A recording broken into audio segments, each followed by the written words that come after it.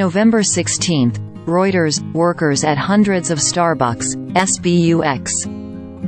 Stores have walked off their jobs during a key promotional event on Thursday, demanding improved staffing and schedules, the Workers United said on social media platform X. The walkout comes on the coffee chain's Red Cup Day event, during which Starbucks hands out free red-colored, reusable, holiday-themed cups to customers on their coffee purchases. Starbucks said on Thursday its stores in the United States were open, adding that a few dozen stores with some partners were on strike.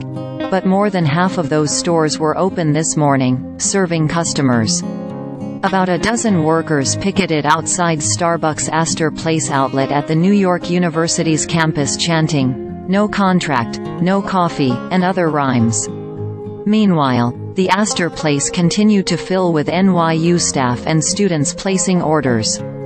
Red Cup Day has typically been a major driver of store traffic, with Placer.ai data showing that visits to U.S. Starbucks stores on the day last year jumped 94% over the daily average for the full year. Workers United, which represents more than 9,000 Starbucks employees at about 360 U.S. stores, has said the event was one of the most infamously hard, understaffed days, as drink orders pile up and employees end up on the receiving end of abuse from frustrated customers over long wait times. 1/3.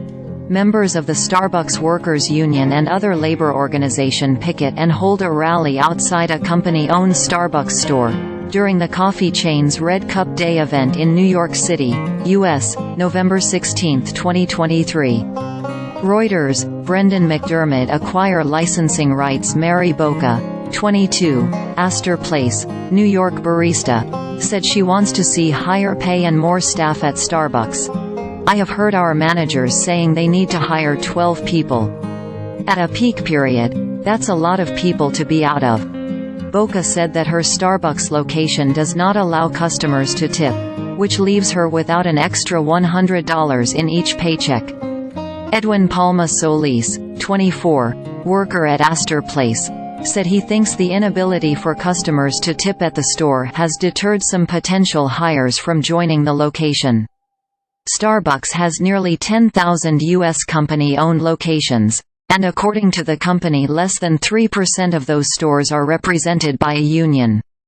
Last year, workers at more than 100 U.S. company-owned Starbucks locations had held a one-day strike on Red Cup Day.